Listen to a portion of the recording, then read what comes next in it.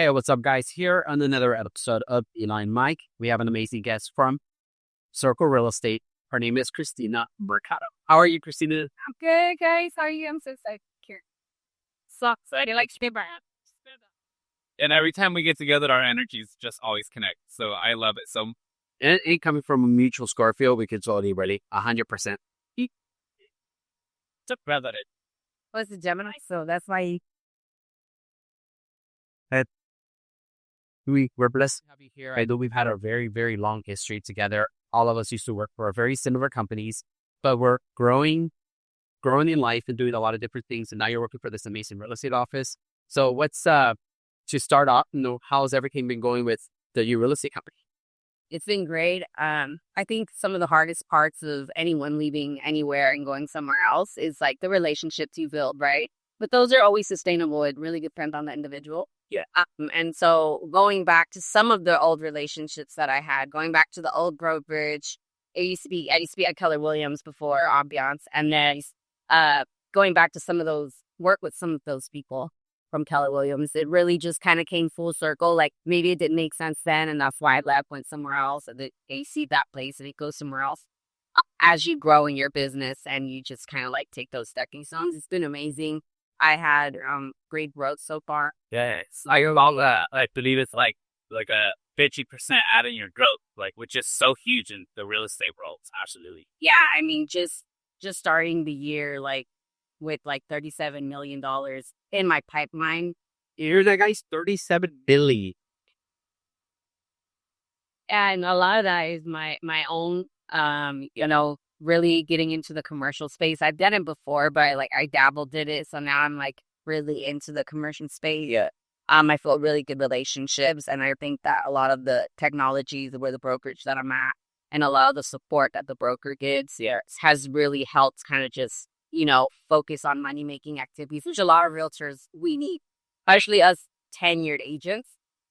And then kind of just go from there. Yeah, definitely. In the world of real estate, well, we're all in real estate loans here. So, to like real estate talk for us, but at least in the real estate world, I believe, and maybe you could tell me if you feel the same way, commercials like really hard to get in or really hard to understand. So not a lot of realtors do it. Right. And I think that's why these like numbers are huge numbers. Like you said, 37 million. Yeah, I mean, that is so huge when a normal agent is probably doing like maybe 500,000 or a million. You're at 37 million because it takes like a really, seasoned agent to be able to, even seasoned agents, they're not really able to like, because again, I've been doing real estate for like 10 years and I still haven't really gotten to the commercial world. So it's amazing to hear that you're at this number and you're doing the commercial. But do you feel the same way that it's a tasking, It is tasking and it is costly. Like from a marketing perspective, it is costly. So just having things like CoStar, Crexy, LoopNet, understanding those segment areas in marketing, it can be expensive and you have to be willing to invest into that to grow the business. And I think that for me, not transitioning because I do heavy residential. Right. I'd say about $10 to $12 million of my production or my pipeline right now is residential. And then the 27 million around there is commercial. Yes. Right. And so with that being said, what it does, using those platforms in commercial real estate, it opens up the doors and that people are contacting you because you have those listings, you have the like, and commercial is very bottom line. There's really no emotion to it. It's like, this is my number, this is what we do. And this Sounds like it's purely transactional. straight transactional. I had one where I'm working with the 7th largest construction company in the U.S. Oh my God. And I got them a lot at Fontana. Amazing. And so for them, it's like getting a deal done. It was a $1.7 million lease, just a lease. And so just doing that and really making what you would make on a residential on a like $2 million home. You know what I mean? We're making it in a commercial lease in Montana. So Wow, that is. And there's so many avenues of making income, but it also does take a lot of talent. Now, even me in the lending world, there's so much difficulty in doing a commercial loan. At least to the more unexperienced, because there's so many. It's transactional. It's not very emotional, like you said. So everybody's going to be straight out. This is what I'm looking for. This is what I want. These are my expectations. It's not emotional where someone's like, well, I don't know about the color of the walls. I don't know about doing this. I like the ceiling, that's Play in the backyard. the pool situation. Exactly. Right. But you handle that, and you've grown so much from the beginning, from what we met you. Yeah. You know, I think we all met right in the some kind of process, and we became more experienced, but we've all grown, and you are always doing something that's pushing yourself to the higher limits. And I think that's very interesting because, you know, being a powerful woman, you know, you do so much more to push yourself, and you also have people in your team. How do you keep it together knowing that you have people expecting you to do things, including your office, you know? I think I've always been the person that likes to push the boundary. And it's like, it's not even consciously, it's subconsciously. Right. And I think that because I had that little chip on my shoulder, always like, I have to prove myself to my family, to my friends, I lost my dad at a really young age. And it was always like, oh, Christina's never going to amount to shit. Now, and I'm like, stereotypical. Today, see, and there's nothing wrong with it. Everyone has their different, steps in their life. But I wasn't the kid that got pregnant really young. I mean, I am a single mom now. As I happened since I got pregnant. But I mean, I think that pushing that boundary is really important, either whether it's consciously or subconsciously. So, back to the question is, I know that my brokers count on me to do what I need to do, right? Or else what's the point of having agents that are not producing? Right. Yeah. And then there's that. And then I had a team, it was dissolved, right? And then restarting that, coming back into that, like telling people it's okay to fail. You're not going to get it right every single time, but it's what you learned from that and how can you, make it well. Love that so much. And coming back to it and just starting a team much smaller, right? People are looking for me because of what I'm doing, not people given to me, where people are expecting A, B, C, D, E, F, G, and they have nothing to kind of like reciprocate deal with. And I don't mean that to disrespect you. You guys have had teams, when people come looking for you, it's a different kind of sense of urgency that they have. They want to So you're kind of like a brand now, right? So they're looking for Christina Mercado. It's the brand. It's like the Louis Vuitton, but you're the Louis. It's cinema. We totally get that because there are also individuals that look for the Eli and Mike real estate campaign. Like, oh, I want you both helping me put together the real estate project that I'm looking for, just like they're looking for you. And that's so important because you do leave a really good signature of your work. Like everybody, I'm sure you've had your challenges in real estate, but I'm sure it's more or better than worse, because the experiences that come from your clients are probably so reputable to the point that they start referring you more clients. And that's how we base our business on is a lot of referral business. That's why we don't heavily market in the real estate space. We heavily market in like influencing or these podcasts that we do. That's kind of our niche. But your niche is you just go out there and do so many different things that capture people's attention. And of course, the great, amazing service you give them. They're like, okay, I want to go to the Christina Mercado, process, right? How do you feel that that's gotten you so far? Like, are you getting a lot of referral business? Is that how you base a lot of your marketing? So honestly, I hate doorknob. I hate cold calling. And I know that might sound like princess-like of me, but it's just my personality type, right? Everyone has a personality type. If anyone knows what the DISC assessment is, right? Like you're either a high E, a high I, or a C, whatever the case is. But for me, it takes too much recovery time, because my genuine process is to help people thrive in whatever process they want to do. When I used to work in retail, you don't need to be the next leader. I'm the area manager, I'm the store manager, whatever. But when you're here, be here now and be the best that you can be. Let me show you how to make money. Let me show you how to thrive. And then when you go home, do it. Right. Right. And so I translate that into my business and with my clients. So 95% of my business is my sphere, influence, referrals, and social media. And that works for me. And so I thrive in that because people understand. And a lot of times when people refer me, like you guys do, people, where do they go? They go to social media because those are our resumes now. And people don't get that anymore. I couldn't agree more. They're totally like the signature of everything you leave behind now. I mean, you're so right because that's how we also look at your information. We're like, oh, what's going on with Christina Mercado? And now we know you're doing real estate. We know you're doing real estate just based on your data. And then obviously you're doing amazing content too on TikTok and every other page that you have. But you're so right. That is the resume. I was actually telling my son, Ethan, that, hey, like, I got to put a resume together. You still have to do paper resumes? Yeah, I even told him it was done last night. He was doing one last night. I'm like, heck, how does that work? Shouldn't it just be like a way you can just go on Instagram or some kind of social media outlet where you just go to ChatGPT and write your right? Oh my God, that's such a great way, and I love that you say that it's not for you, the store knocking or the cold calling or whatever it may be, because we are living in 2025 now, as we sit here today, and we're living in the future. And to me, it's like, does that work? It does work for certain people, and we're not sitting here saying that door knocking or cold calling doesn't work, because it does. Oh, that's definitely the study here, right? But it does have to match the person. And again, if we could do other things that work with our energy, or like you said, the disc assessment or whatever, then why aren't we doing what works for us? Because I do feel like a lot of realtors, even people in the industry, it sales, they go and they do these cold calling and the door knockings because they're forced to, or that's what they're team lead. Yeah, their mentor is like, this is what this is got. Like, I've even had some agents reach out to me, right? They're like, what do I have to do to thrive in this industry? And I'm like, there are a million different ways to be sure.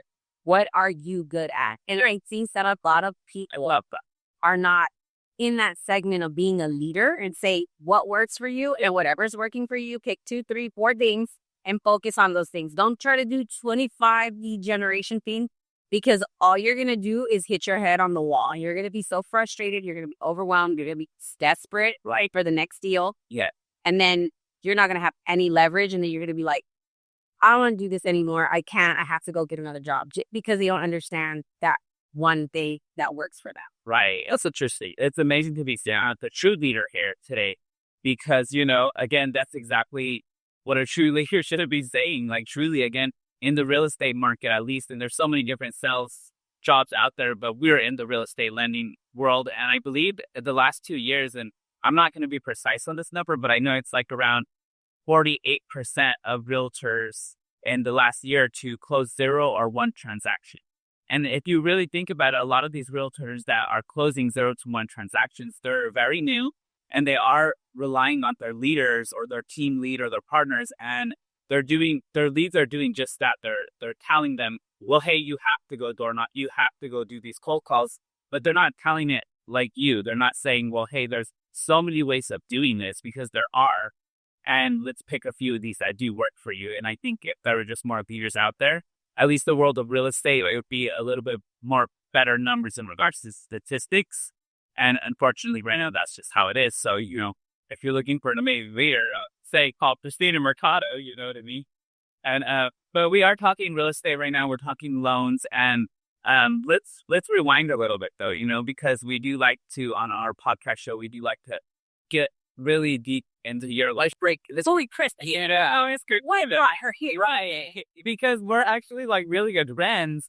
And I actually got really shocked in what you just said right now, about you growing up without a dad. And if we can kind of rewind back to your younger years of your life, how did you grow up? How was your household? It looks like from what you just said, you grew up without a dad. How was that on you, So for me, all I knew was both my parents. I didn't come from a broken home. I didn't see any violence. I had it good. Okay, my parents, my dad was in the Marines. This is crazy. My mom came here a million gazillion years ago. My dad deported Puerto Rico, so I got a mix of 2 different cultures. And my parents, my dad bought his first house in South Central with my mom when I was a month old, and I grew up in a solid house. I went to school. I grew up in South Central. You go outside, it was probably dangerous, right? And I was around a lot of situations where there was gangs and things like that. But I was kind of not afraid of my dad, but you have that, you hear the dad's face in their voice, sir. I think about that twice. My dad was like, if you ever decide you want to act crazy, when those Maury shows started coming out with going to boot camp, and he's like, if you ever want to act crazy, there's the door, gonna let it hit you on the apple way out if you think you know better than adult. That's right. And so my dad wasn't militant. He was a very loving, kind person. My dad worked all day and my mom worked at the night. So I came from a very humble, home around my family. Yeah, very work ethic too, from what it sounds like. They're both very hard workers. Yes, very hard workers, and they bled that into me. And my dad had a business on the side. He'd go to work at the post office all day, and then he'd go do plumbing.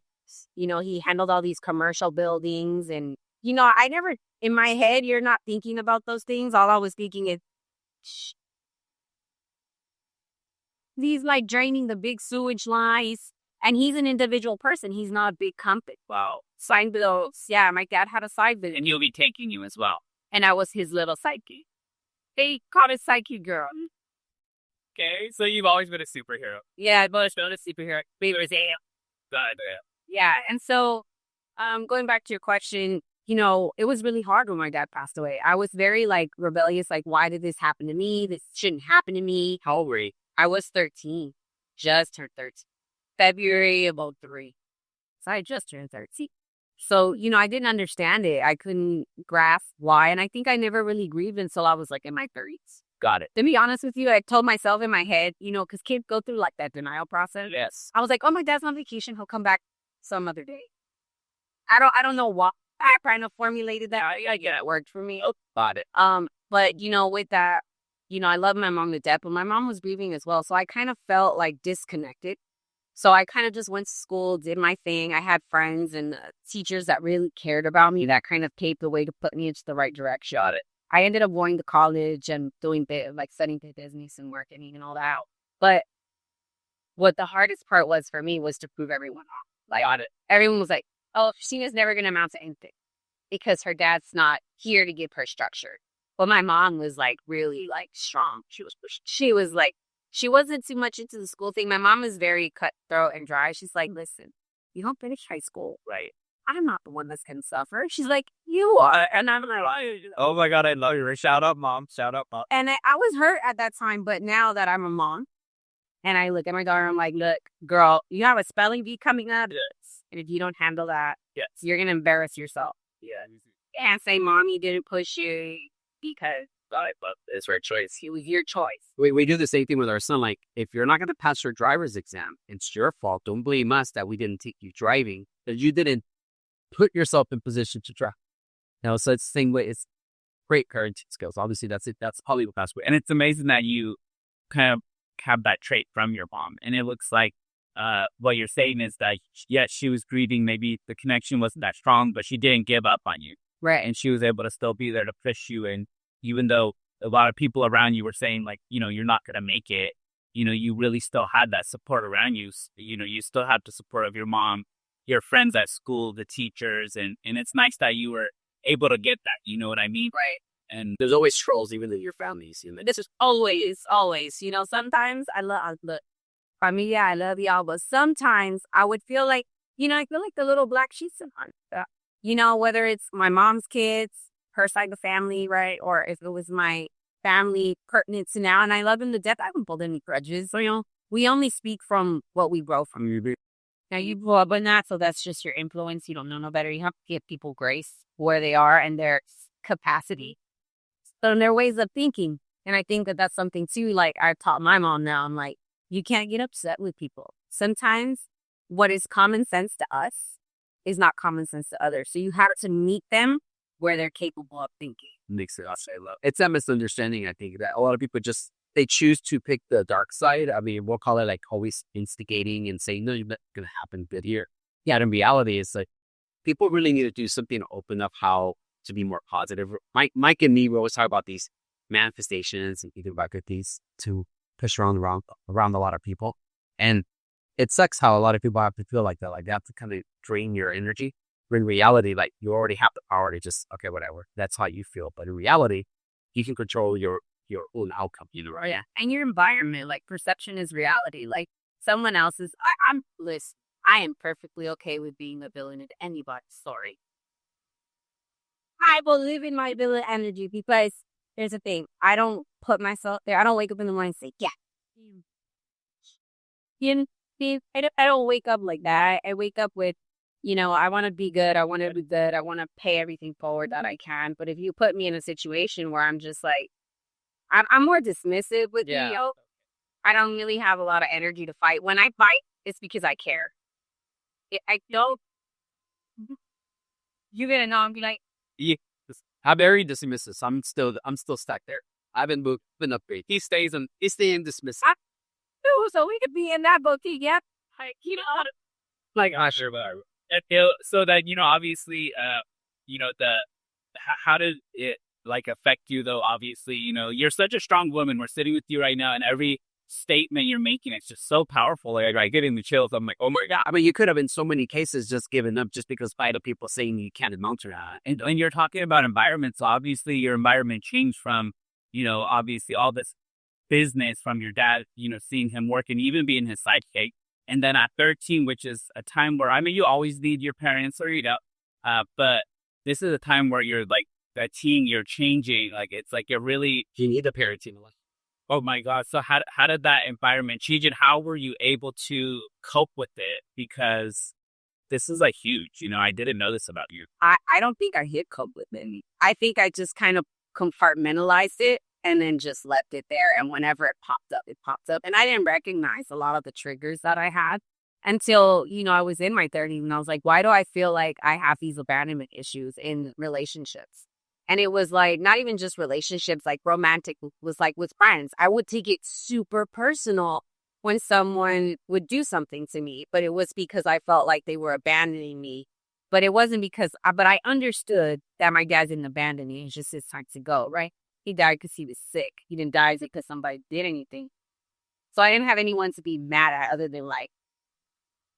And was it like sudden? Like, I know you said it was a sickness with a some. So my dad had a extreme brain aneurysm. So he was his second stroke. Got it. So when I was like 11, he had a stroke. He waited too long to go to the doctor. So if you guys have family members or anybody who's sick, don't go to the doctor. I know we hate the doctor, but in serious situations, and when he went, they found a blood clot in his brain. They tried to dissolve it, but it was too late. Got it. And so about 2 years later, he had a severe, stroke. Got it. So I literally had to watch my dad pass. Like, not being able to, like, losing his speech. Like getting dropped off at my friend's house and thinking, oh, he's just sick. He's going to go to the hospital. I'll see him tomorrow or I'll see him a little later. Not thinking that I was going to get a phone call by the morning, like, your dad's in a coma. So your dad was on brain dead. To like, now we got to figure out, are we going to pull blood? And sitting there, and I remember sitting with all my little cousins. Like, I was the oldest. So I'm like the example, right? And so I'm having to be strong and they're all crying and I'm just sitting there like, no emotion. Like, I was dry. I think the only time I cried was when they were like, okay, everybody has to leave. Tomorrow's the funeral service.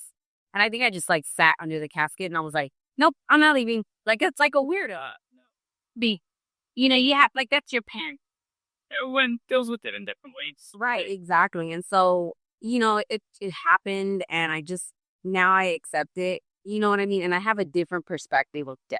Okay, I've had people come to me and be like, like, I'm losing my parent.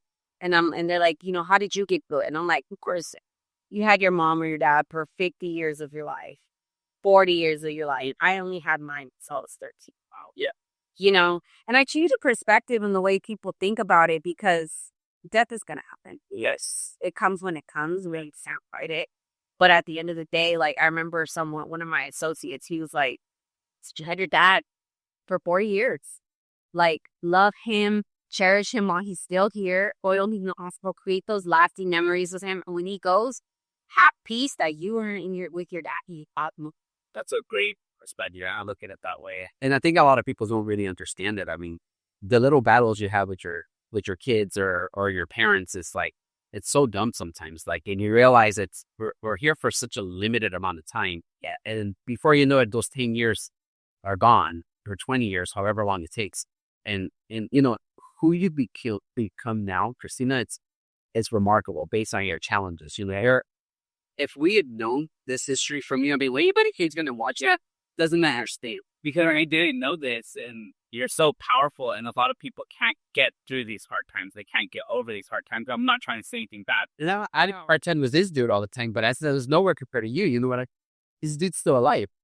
No, yeah, and so it's really amazing. Like you said, it's remarkable who you become, and it seems like you've always been this person. So it's just we haven't known you since you were younger, but the years that we have known you as a friend and an associate and doing real estate with you, it's just so powerful. I mean, I come to you for help. I have to say that I've been it's on the hypocrisy. Calling it right now. Thank you so much. That's just how mindful you are. But again, to know this backstory is so powerful of you as a person. And, so, that happens. And then you get to the years of being, as you said, that you went to school for business. Do you feel like you did this? You went to college for this for like yourself, or do you feel like it's something where you've seen your parents doing this and you're like, I have to be this businesswoman? Like, what made you No, do it? that's actually a funny story. So I was in a really abusive relationship. My first boyfriend was like, I was in a domestic violence situation. Like actual abuse? Yeah, like actually, it's like physical. And then it got to a point where I was like, I'm gonna hit this whole back. Okay. And then you know what I mean? And don't do that, ladies. Don't buck up to men. It's not a good idea. But get out of the situation when you can, right? And I ended up leaving that situation. But in the transition of that, I went to school because I knew I wanted to go to college. I just didn't know what I wanted to go to school for, right? So I went to Cerritos College for about a year. I got kicked out and didn't take it seriously. So, we all go have our stuff, right? But I enjoyed the business classes. I ended up re-enrolling into a private university. Wow. And starting over. Okay. And I wanted to go to school for Phil. God, wow. Oh my God. You're kind of behind the film. I guess God didn't want me behind. They kept wanting me in front of. I'm bored, okay? Either way. And so I wanted to go to actually a Hollywood film school here. Yes, we pass that all the time. Yeah, I wanted to go there. It was too expensive. My mom wasn't willing to co-sign for my city crown. So what was the next best thing? I was like, well, I want to get into business entertainment. Yeah, it was a financial thing. So then I decided, you know what, I'm just going to get into business and then I can segue into that. And I started helping people who are up and coming artists. Oh, it's really interesting. Oh my God. And I just realized it just wasn't for me. Okay. The politics of it. People thought I was in there trying to be a groupie because, they're like, oh, do you sing? Do you dance? I'm like, bro, I'm here for business. If I start kick up the next mofo. So I just realized that wasn't for me. So I continued in business. I worked for the city in the South Bay. And then I worked for T-Mobile. I ended up staying at T-Mobile for almost 13 years. Oh, wow. Oh, my. How I realize this? Look, you look so young. You look like you're funny. And I'm like, I don't know how you do. You haven't been at a job for 3 years, but hey, we're different. Yeah, and I transitioned into real estate after that. And, but I didn't go to college because I thought that it was the right thing to do. To make my parents proud. My mom was like, whatever you do with your life, that's to be the rest of your life, not mine. I already lived my life. I'm an adult. I have my life the way it goes. So I wanted to do all that. I didn't finish college. I did 3 years and then I stopped going because my career was so demanding. You worked sales into. Yes, I was first I was a store manager and then I was like an area manager. Well, I had to manage 65 stores all the way from Pasadena down. I get crazy for sure. Yeah, like 30, 65 stores. You're making sure they're all like dial. Wow. And I had to go on a leave of absence. And I went and then I got separated. Okay. And then, I ended up having to go after them for wrongful termination. Wow. And that's what pushed me into real estate. And I used everything that I thrived in retail, marketing, business. I used all of that when I transitioned out of retail to thrive in my real estate business. But it's crazy because a lot of the things that pushed me were the circumstance, the bad relationship, the abuse. It just pushed me into different things. I think all these instances that happen to everybody's life. I mean, I can't even. I don't have enough fingers for me to count how many problems I've had in my life, and I'm older than obviously everybody was rude. Well, so you do themselves. So I do my repeat because it keeps me. You can Does you've been able to change and morph yourself into so many different outfits as you grow, I mean, you're not just this, you're not vulnerable, you're like this, this is just a regular girl just trying to get through. Like, you're not even a girl. You're like this very powerful woman that's created this, and you already know you have this destiny that you're expecting. I'm sure, do you write or do you journal?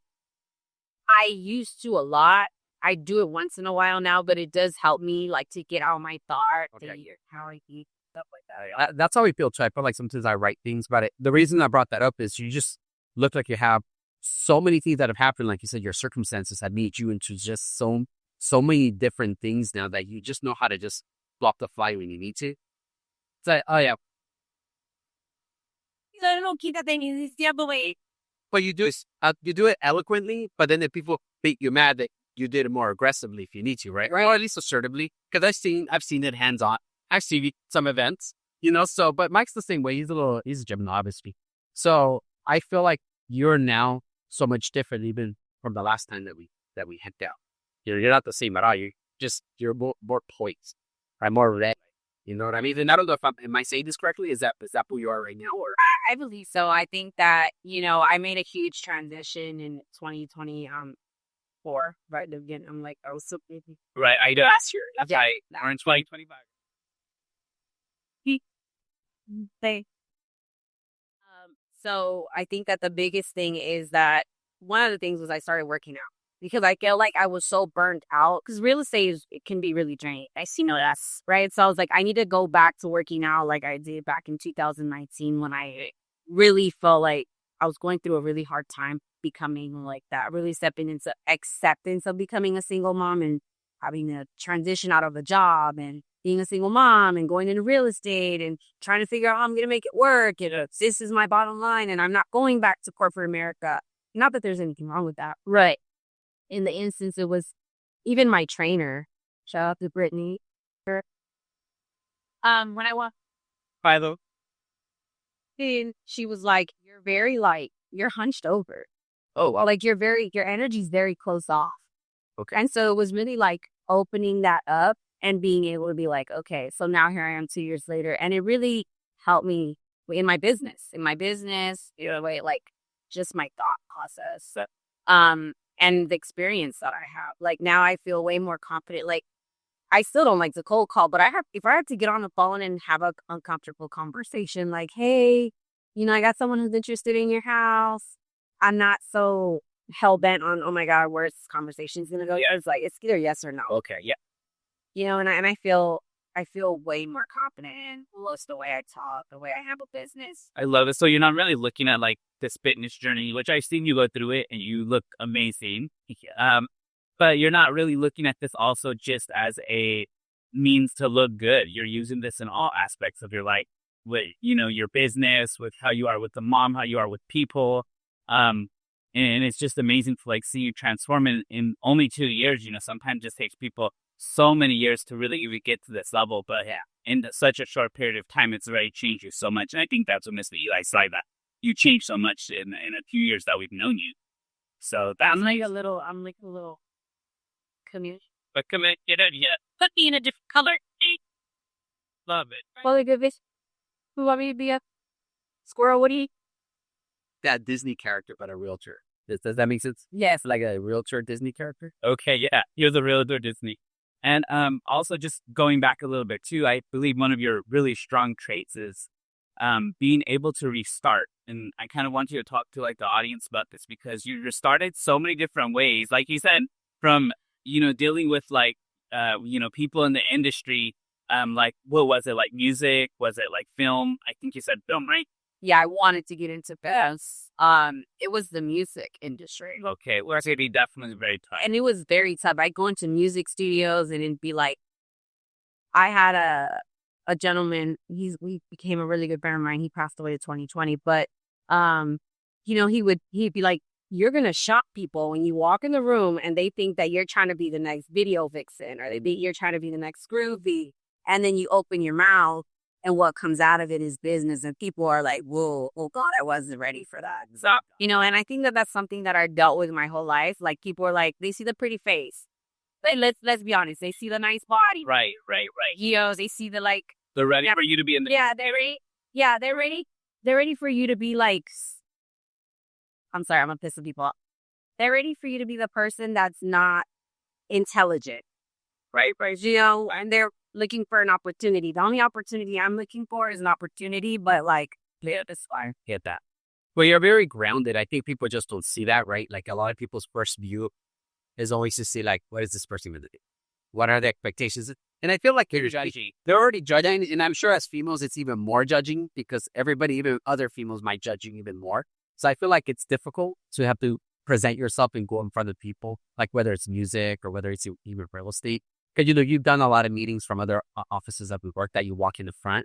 And it's not easy just to have maybe 50 people look at you like, what are we expecting from Christina Mercado? Like, who is this? Who is it? Because you're so grounded that people want to listen. Because at first it's kind of like, all right, we're all chilling here, writing with a piece of pen, circles, right? Nobody's even paying attention. But then you start talking, and they're like, what? What's going on here? What? I'm sure. I love what you have to when you're talking about, the teams and all that, because I've personally been there when you talk in front of groups, and I like it's so like, oh my God, I'm so like, they're sweaty, and I'm like, oh God, the nausea and the bitterness. But yeah, going back to my question though, like, how do you? Because for me, I don't know if it's like that for you, but it's really hard for me to restart things. Like I will even go into these like blackout moments where I'm like, I don't know, I can't restart, but it seems like you're somebody that could just like, okay, this happened, but I think it's a Scorpio thing, real. Like, how do you restart like all these different ways of things? Because again, it was corporate world, it was the music industry, it was, being a single mom and what you are at the moment, but so many different things. Now you're in real estate, and it's just, these are all different lives, you know what I mean? And it seems like every time you go into the next life, you're okay with it, you move on, and you're just like, but for me, I struggle. To add it to his question, you're like a 90-year-old woman in a 30-year-old body. Like, a wisdom is all that. Old soul. Wait, I want to. So it's That's why we pride. like thing. I think the most important part for me is I had to start really young. I feel like I had to step into adulthood at a very young age. I had to figure it out at 13. I had to be an adult. I had to be my own emotional support. I had to figure out what I was going to do. And I am okay. And a lot of people are hard with this. I am okay and accepting of every stage of my life. I understand that every new levels have new devils. Okay, yeah. Okay. And so I have to understand each stage. Like, and I won't understand it right then and there, but I'm like, look, God, you got it. I'm gonna let you handle this scandal, because right now, the little crazy person that I locked up in my head back here ought to come out. Right.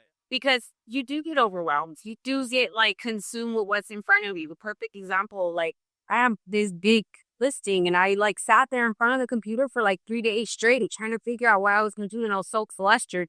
And sometimes the being flustered and frustrated blocks you. Yes. Or when you kind of open up that space, say, you know what, I'm going to go take a walk. I'm going to go give myself an hour of like a reset, and I can come back to this. And every stage of my life has been different. I've accepted a lot of things. And I think the hardest part is coming to acceptance. And the acceptance also comes into like a dismissive part of me too. Yeah. You're kind of like, look, I accept what this is. I accept who this person is. And, I'm just going to move on with it, because sometimes people's perception may not be your reality or theirs. And I think that that's the hardest part for me. Okay. In every level that I've had is accepting people for who they are, take them for who they are, love the people that you love, thrive in however you can thrive. And you got to come back better, stronger. I've been there. I've been with no money in the bank. I know what that feels like. You know what I mean? I've been the person in someone else's corner that doesn't have money, and I'm in the relationship, but I'm the one being abused. Right. You know what I'm saying? Taking advantage of financially. Money can always be made. Of course. But everything you're saying comes with wisdom. Like, I'm telling you, you sound like a 90-year-old woman, but in a 30-year-old body. Like, it's all wisdom, right? It's the experience. It's also the know-how. You already walk. You walk the walk, right? You walk the whole scenario, so you understand how it feels to be depleted, how it feels to have no money in the bank or a negative bank account. You know how it feels to be abused. You know how it feels to lose somebody special to you. So you know how to lose and win. And that's a challenge for a lot of people. Sometimes you have to lose to win. I know it sounds crazy, but even said levels, the devils, right? Oh yeah, new levels bring you down. So let's be real. At every level we challenge ourselves on, Mike, this is something bad comes with it. And how we progress through it, that's the challenge. Like you said, accepting. And I think, like, again, something I struggle with is accepting certain new things. And it does put that, that fog over your face, or whatever you want to call it, where you just can't see what's going to happen. And I see happen. Yeah. Then you just get stuck in that level. And I see the power that you have. And if whoever's listening right now, it's like you have to be able to accept. You have to be able to walk through that fog whatever that it takes and once you get through, because there's always going to be that fog. You know what I mean? Yeah, I always laugh because sometimes I'm in my car and I'm like driving. I'm like, can't go under it. And then I'll be sitting in traffic, but that's like literally lights. And I'm like, jump over it. I can't go through because that's the only way to get past it. And like, where did you learn all these, like, I don't know, you just have all these like motivational, Like little sometimes I hear them and they just resonate with me and stay with me. And then some of them, I just make them up. I just like that. Like I said, if real estate didn't work for me, I could like become a comedian. Cause okay, sometimes I can come off a little condescending and I get that. But like, I'm laughing about it. Maybe that is my sick mind. Like, He's human, man. I'm like, I always tell people, like, don't be mad at me, be mad at yourself. I always tell people, I don't fire people fire themselves. You know what within the lines and boundaries you can play in. So if you play outside of those lines, sometimes I can save you, sometimes I can't. Right. And so I've done that in work and yes, with my daughter, I try to take everything as a teaching moment here for myself. I'm like, okay, what did I learn from this? right? Why am I feeling like this? Yeah. Why am I angry? Why am I sad? Why am I happy? And I think that was something that I read in a book. It was called Purpose Awakening, by Tori Roberts. And he said, whenever you're feeling some type of way, sit with yourself. It's okay to sit in it. Don't linger in it. Just sit in it and ask yourself, why are you feeling this way? And how you process it. Because once you break it down, you would journal about it. Yeah. Then you understand it, and then you can get to the bottom line of what's triggering that, so that you can differentiate in every single part of your life. Love that. I mean, you're definitely educating yourself. So this is showing and educating other people. And I do want to talk about your daughter a little bit, and you being, a single mom. And again, you're so powerful in everything that you do, but sometimes being a single mom, it affects that individual. And sometimes they're not able to move forward and whatnot. How has it been being a single mom? Is that in the picture? Are we able to ask that? Yeah, that is in the picture. I mean, we've had our fair share of like, probably both of us have called each other out of each other's name at some point. Maybe not anything bad, like super bad, but just like, oh, you're dumb or you're stupid or, I think it's just human nature, right? And we're not always going to see eye to eye. So, I don't really have anything bad that I would say about him. Not at least on camera, Right. Yeah. But when I got pregnant and I knew I was going to be a single mom, right? It was very hard. It was like after I had my daughter, I think when women are pregnant, we're just kind of like, we get to enjoy this little baby in our tummy and nobody can bother us, right? And then the baby comes out to the world and now you're having to protect your heart outside of your body with all these other people that probably have said really hurtful and mean things to you, right? And that happened to me with some of the people in his family. They said some really like messed up things to me. Yes. And it was very hurtful. And I was very much judged and things like that. But it's okay because, again, that fueled me to do more. Got it. To be more. It was like, you'll never be anything past your retail job. Then, okay, watch me work. And it's not even like just me. Like, I'm like, God doesn't like ugly. You know what I'm saying? You can't talk about people like that without knowing where they're going to go in life or what's in their head. Or you haven't taken the time to get to know who they are. Of course. And so, shots were fired. It's all good. We're on Gucci. Like, I will live my life. I went through a really hard postpartum. Wow. I went through 2.5 years of postpartum. Oh, wow. And just because you're on that subject. Yeah. This is something that I believe people talk about and they don't know if like, oh, is that real? Is it not real? It's real. It's a real thing. And a lot of women go through it and they don't know how much they can and can't share. Right. And I think the hardest thing is that woman is, I have to worry about this life. I have to worry about my life. I have to worry about our life. And when you don't have that person in your corner that's being a partner, that's supporting you through that, let's take that out of the equation and saying, I'm going to take the baby for a few hours or a few days. It's like, how do I come back to being myself as an individual? Because I feel like a deflated balloon. I can't do anything because I feel like I'm at the beck and call of another little human. While I'm trying to find myself and get back into a rhythm. And, I can't say never, but women have a lot of negative thoughts.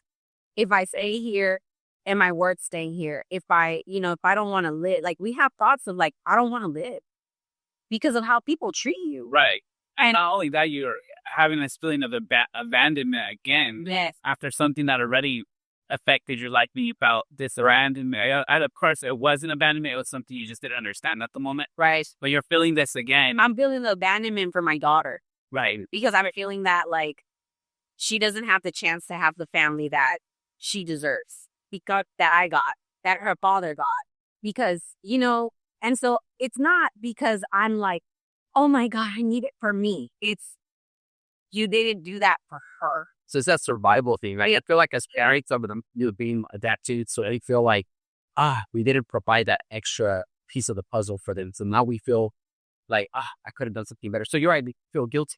Yeah, in reality, guilt. It's among you, right? So, and overcoming it isn't definitely tasking for you. Oh, it was. You want obviously everything for your child to be like, obviously perfect. I mean, nothing can really be perfect. Right? Your mindset is like, and then when you're really not even having that one major piece, which is mom and dad, or it's not there. You're just like killing yourself over this. Yeah, it took me 2 years for me to even gain back the weight. Like before I had my daughter, I was like 125. My God, don't be hating on me because I was ashed for the dog. And then I had my daughter and I was like 131, and then I lost like 32 pounds. I was like almost sick, like, wow, because I was in such a bad depression and people don't talk about that. I don't. I'm trying to be the best mom. I'm trying to be mom and dad, and I'm trying to like figure it out and work at the same time and provide for my kid. And then, you were shy too because we don't talk about this. They don't because they're various, or they don't want to share that. They don't want to be vulnerable. And, a lot of times when we have a platform, like a lot of people don't know that I've been through those things. And so like, as a mom who's been through postpartum, like if you need help, go get it. Right. Like go to your doctor, go get therapy, like tell people, because I was stubborn. I didn't want to tell anybody. I did it because I was embarrassed, and very few people knew that I was having these thoughts. Like, do I matter? Why am I here? Like, does my daughter need me? Would it be better if I'm not here? And then I never wanted to hurt my child or really genuinely hurt myself, but these thoughts come into your head. It's like the good angel and yellow demon. I was like, spank, because your body's going through all these changes, all these hormonal things. And so it was really hard. And then after that, it just became, I think that in like 2018, like early 2018, I was like, F this, I've had enough. I'm taking back my power. I'm taking back my life. I'm owning who I am, what is really happening in front of me. So it's about 2 years, I want to say, before I really stepped out of that and said, I'm going to start over. I started working out again. I started taking care of myself. And then I got into real estate. And it was hard, right? Everything. I was trying to manage a full-time job and real estate and mom, single, like all this. And you said you were even going through a time where you even had to go against your corporate job where there was a wrongful termination. I don't know if we could talk about this on camera. Well, I can't go into like derailed details, but it was wrongful termination. I did end up having a litigation with them. Got it. And it was a long process, and to go up against a company that is like worldwide. This is not just like a regular company. Like I won't even say the name again, but it's just, this is like extreme what you had to go through. And in the end, I mean, can I say that you did, in this process, did you talk about that? Well, I can't talk about that's fine. The other stuff, but I don't feel like it would.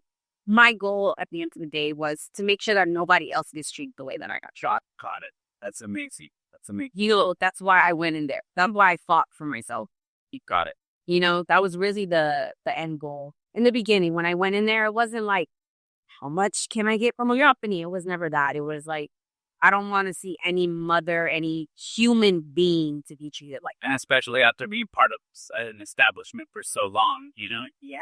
That's horrible. So would you say, because there's two questions that we like to ask, but I could leave one of them and maybe I'm wrong, but would you say this time of going through the postpartum was one of your like hardest times of your life where again, like you don't want to get out of bed, you're just like, I can't do this anymore. Like you feel like that was probably like your downfall of your life?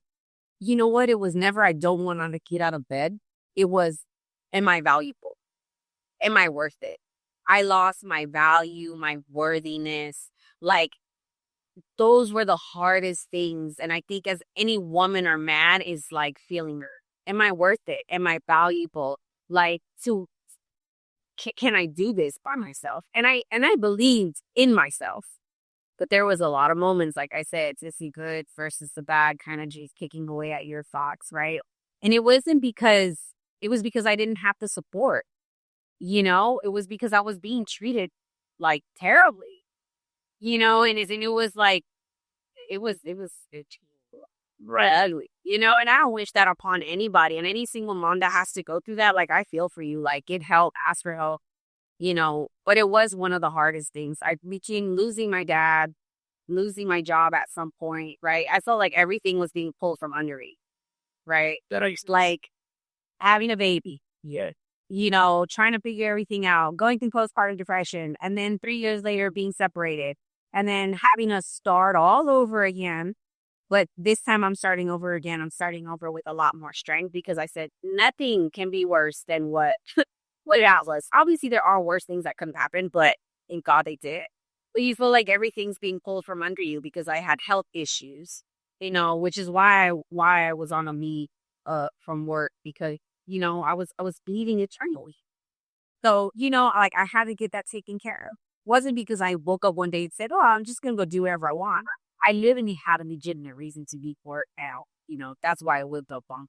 You did a really good job, though, like clearing up that victim mentality, though, because that's hard. Some people want to just self-victimize themselves, like, why me? Oh, my God, I'm not worth it. My life isn't worth trying harder. I should just lay in bed or like same thing with weight loss, right? Oh, it's just a cheeseburger, just today, not tomorrow. So it's so many victimizing things that at the end we end up doing for ourselves, and we're able to go from that spiral into who you are now. So I'd love to ask you, being in real estate, being in commercial now as well, and seeing how we see you grow. Yeah, what's the next step that you're looking to do to grow in your business? Are you looking to continue building your real estate business, or are you looking to expand in something else? I'm looking to grow my real estate business and then eventually, invest into real estate more than what I've already kind of dipped into. Yes.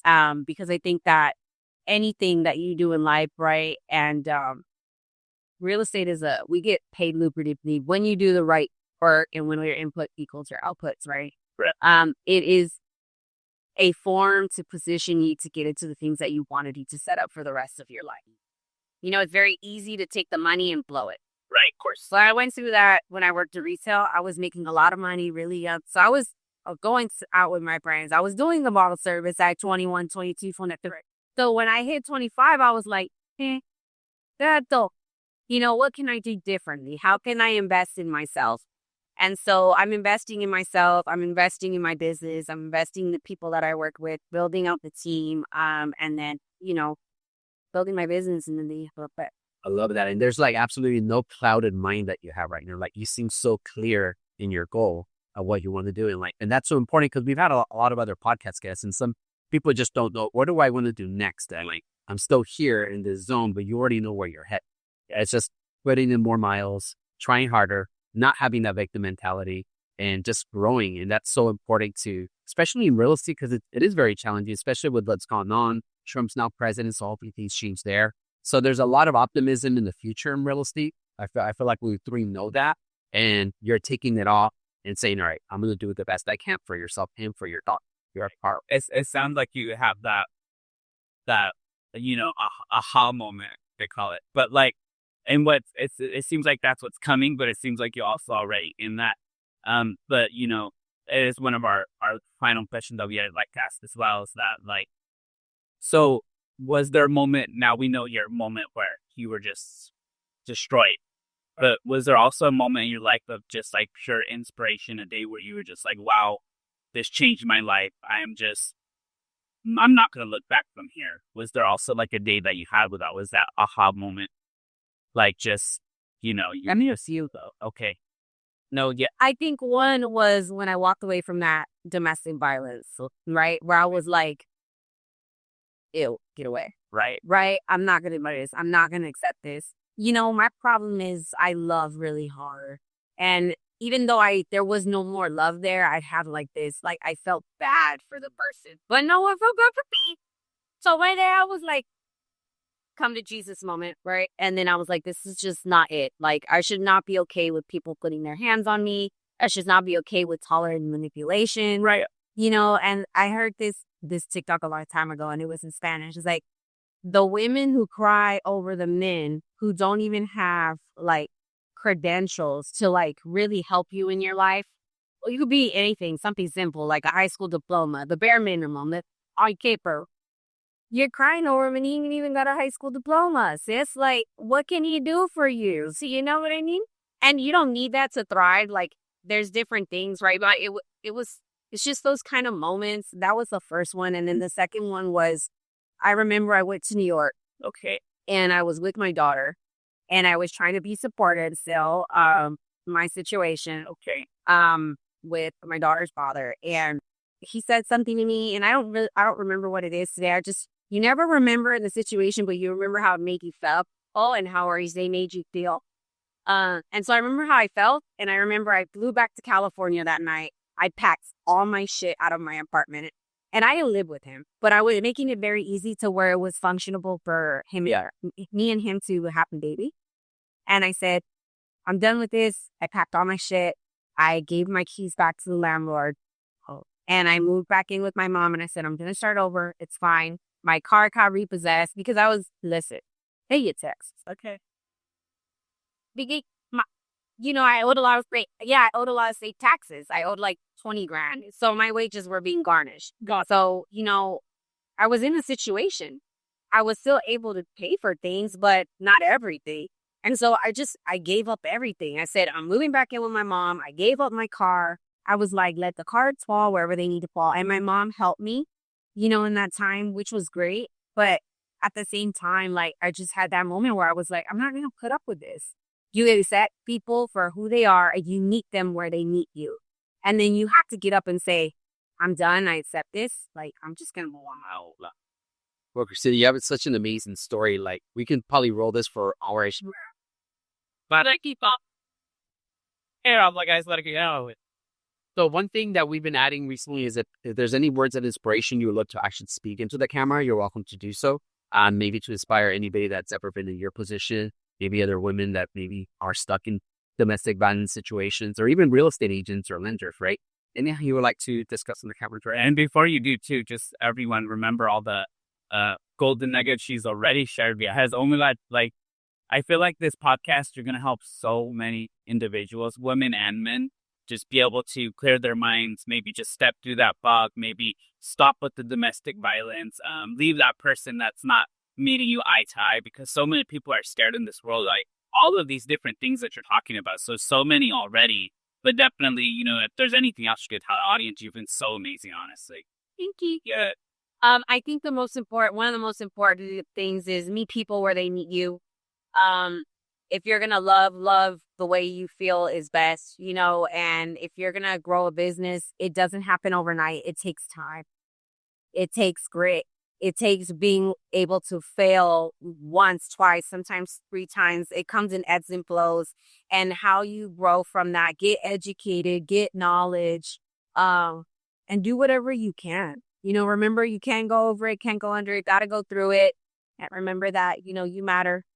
Whether you're a mom, a dad, everyone goes through different journeys. And it's not about the destination. It's about the journey and the steps that you take to get there.